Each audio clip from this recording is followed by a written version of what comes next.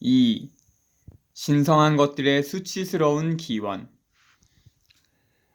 도덕적 신비주의를 비판함에 있어 니체는 당대의 과학적 사고를 경유했던 것 같다.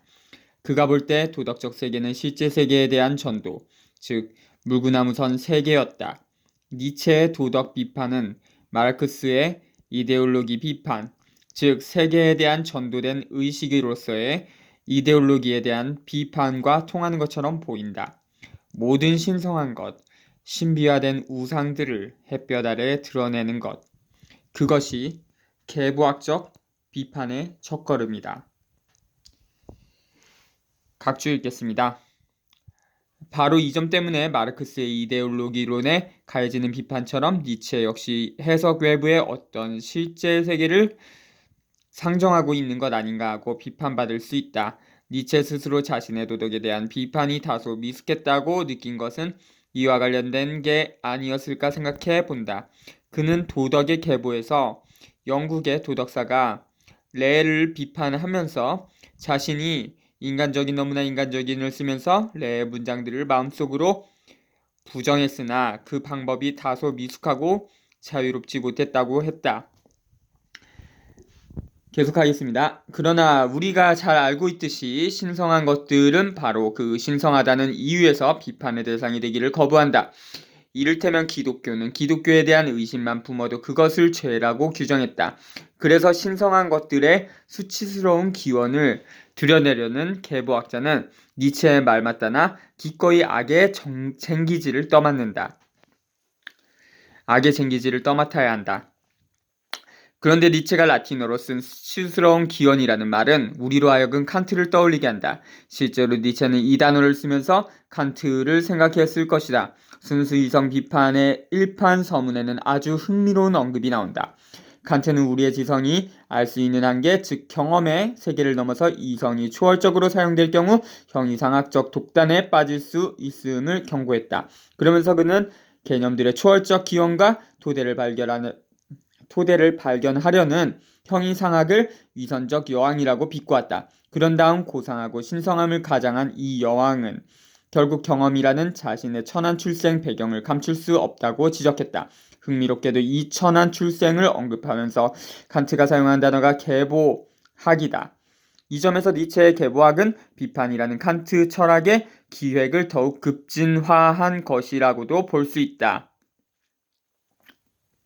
가로 제1장에서 보았듯이 니체는 칸트가 비판을 도덕의 세계, 신앙의 세계까지 나아가지 못하도록 봉쇄했다고 지적한 바 있다.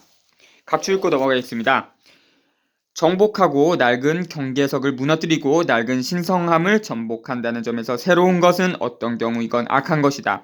어떤 시대나 선한 사람들은 낡은 사상을 파서 열매를 수확하는 정신의 경작자들이다. 그러나 모든 땅은 결국 이용되면서 수명을 다하게 되어 있고 악의 쟁기가 언제나 새로이 도래한다. 지금 우리가 다루고 있는 서강의 제1권 곳곳에서는 신성한 것들의 수치스러운 기원에 대한 폭로 내지 문제제기가 이루어진다. 예컨대 현명함, 절제, 용기, 정의 등 고귀한 덕성이 과연 인간을 동물로부터 구별해주는 인간만의 것일까? 니체는 많은 도덕적 가치가 동물적인 것에서 유래했을 수 있다고 지적한다. 쌍가로, 인간적 덕성의 동물적 기원. 인간적 덕성의 동물적 기원. 자신의 격렬한 욕망이나 뛰어난 능력을 감추는 것, 집단에서 튀지 않게 자신을 낮추는 것, 이런 식의 겸손한 현명함을 우리는 무엇보다 동물에게서 볼 수 있다. 추적자로부터 도망치기 위해 혹은 사냥감을 얻기 위해 동물은 자제하는 것을 배우며 위장하는 것을 배운다. 또 몸의 색을 주변의 색에 적응시키거나 죽은 채 하거나 다른 동물, 모래, 잎, 이끼, 해면의 형태 또는 색을 가장한다. 동물 역시 현실에 대한 감각에서 자제가 생겨난다. 그뿐 아니라 다른 동물의 마음속에 미치는 영향을 관찰하고 그 동물에게 비칠 자기 모습을 돌아봄으로써 자신을 객관적으로 생각하는 것을 배운다. 어떤 동물에 대해서는 아예 투쟁을 포기하기도 하고 또 어떤 동물이 접근해 올 때는 평화와 계약의 의도를 읽어내기도 한다. 현명함, 절제, 용기의 기원처럼 정의의 기원 역시 동물적이다. 간단히 말해 우리가 소크라테스의 덕이라고 부르는 모든 것의 기원은 동물적이다. 즉 먹을 것을 찾고 적한테서 도망치는 것을 가르치는 본능에서 비롯된 것이다. 현명, 절제, 용기, 정의 같은 덕성만이 아니다. 인간의 이성과 논리 역시 동물적 삶이나 생존에 유용한 비이성과 비논리에서 나왔을 것이라고 니체는 말한다. 오랫동안 존속하는 모든 사물은 점차 이성에 의해 침륜되기 때문에 그것이 원래는 비이성에서 기원했다는 사실이 믿기지 않게 된다. 그러나 인간 머릿속의 논리는 어디에서 유래한 것일까? 그 영역이 원래 엄청나게 광대했던 비논리에서 생겨났음이 분명하다. 예컨대 논리학에서 말하는 동일성이란 지나치게 엄격한 눈을 통해서는 파악될 수 없다. 세상에는 두 개의 먼지조차 서로 같지 않기 때문이다. 동일성을 사유할 수 있으려면 대강 유사한 것에서 동일성으로 나아가는 어떤 감각, 그 자체로는 논리학으로 확정할 수 없는 그런 적절성의 감각이 전제되어야 한다. 또한 니체는 어떤 존재가 대강 유사한 것에서 동일성으로 넘어가는 환원적 추론에 익숙해지지 않았다면 아마도 자연에서 도태되었을 것이라고 말한다. 정신이 지나치게 엄격해 유사성에서 동일성으로 넘어가기를 주저하는 동물이 있다면 생존이 쉽지 않았을 것이라고는 말이다. 가령 어제 숲에서 독버섯을 먹고 죽을 고비를 겨우 넘겼으면서도 오늘 그 일을 반복한다면 그가 어떻게 생존할 수 있겠는가? 쌍가로, 세상에는 두 개의 똑같은 먼지도 없기에 그에게는 전혀 다른 버섯일 것이다. 그렇다면 논리학이란 적당히 엄격한 동물의 사고법이자 생존 비결이 아니었을까? 도덕적 인간의 자존심을 긁는 수치스러운 기원에 대한 니체의 주장은 계속된다. 도덕을 인식하고 그것을 후세에게 전수하는 방식에서도 니체는 우리의 통념을 공박한다. 니체는 도덕이 참된 인식에서 나온 것도 아니지만 그 전수 방식 또한 인식과는 무관하다고 말한다. 도덕적 올바름에 대한 인식 이전에 아이들은 타고난 원숭이처럼 특정 행위들에 대한 어른들의 강한 호감과 반감을 알아챈다. 그리고 그것을 모방한다. 어떤 일에는 불같이 화를 내고 또 어떤 일에는 크게 기뻐하는 것을 아이들은 모방하는 것이다. 어떤 일과 감정의 종류 및 강도를 연관시키는 연습이 어느 정도 이루어지면 아이들은 이 시간이 흐른 뒤 호감과 반감이 갖는 정당성의 근거를 대고 그것에 일종의 이유를 부여하는 것이 합당한 일이라고 생각한다. 그러니 도덕적 감정의 기원이나 정도와 그런 감정을 표출해야 하는 정당한 이유 사이에는 아무런 관계가 없다. 도덕 감정의 역사와 도덕 개념의 역사는 다르다. 중간에 쌍가로는 아이들이 어른들을 통해 눈치챈 그런 것, 고상한 것의 기원이 동물적일 수 있다는 니체의 언급은 당시 진화론이 서구 사회에 준 외상을 떠올리게 한다. 인간이 동물에서 유래했다는 설 말이다. 물론 이 충격은 목적 개념을 끌어오면서 자존심을 되찾은 것으로 무마되지만 동물적 유래에 대한 인간적 반발은 니체에 따르면 정신의 본질에 대한 편견과도 관련이 있다. 쌍가로, 자신을 진화의 최종 목적으로 간주하면서 인간은 자존심을 금세 회복한다. 인류 역사에서 아주 오랜 시간 동안 정신은 사람들만의 특권이 아니었다. 사람들은 정신이 모든 것에 존재한다고 생각했다. 다른 생물에도 정신을 가지고 있다고 생각했고 사람들 스스로가 동물이나 나무에서 유래했다는 사실을 부끄러워하지 않았다. 오히려 그런 유래에 대한 우화를 통해 고귀한 종족은 자신의 존엄을 내세웠고 오히려 정신을 통해 우리가 자연과 분리되지 않고 결합되어 있음을 깨달았다. 즉 정신은 인간과 자연을 분리시키는 요인이기는커녕 인간과 자연의 유대를 가능케 하는 요소였다. 물론 이것 역시 해석이고 선 판단의 결과이지만 어떻든 인간적 허영이나 자존심 내지 긍지가 도덕에 대한 새로운 이해를 가로막는다. 사람들은 도덕적으로 괴로워하면서도 이런 괴로움에 근저에 오류가 있다는 말을 들으면 분노한다. 오히려 그런 괴로움이 어떤 의미가 있기를 바란다. 견딜 수 없는 것은 고통 자체가 아니라 고통의 무의미함 내지 무의미한 고통이다. 성직자들은 그 괴로움에 의미를 부여하며 그것을 견딜 만한 것으로 만들어준다. 쌍가로 진통제로서의 도덕. 계속.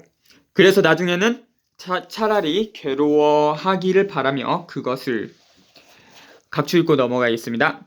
프로이트는 과학발전 과정에서 인류가 자기애에 대해 3번의 모욕을 겪었다고 말한다.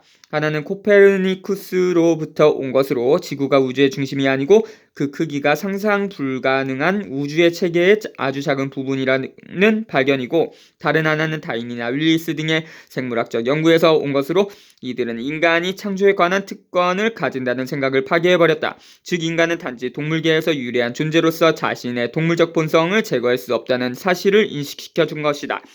그리고 3번째는 심리학적 연구에서 온 것으로 정신분석학자들은 인간의 자아가 자신의 집안에서도 더 이상 주인일 수 없으며 정신생활 안에서 아주 초라한 정보들만을 접하고 이에 의존할 수밖에 없음을 입증했다.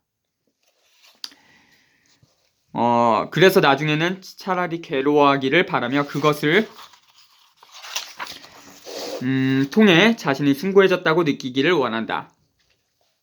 경건하고 고귀한 것들이 인간적 덕성을 말해주기는커녕 어떤 오류와 기만에 기초한 경우도 많다. 심지어 어떤 것들은 인간에 대한 불합리하고 불가능한 요구이기도 하다. 이를테면 결혼제도에 대해서 니체는 그것을 본다.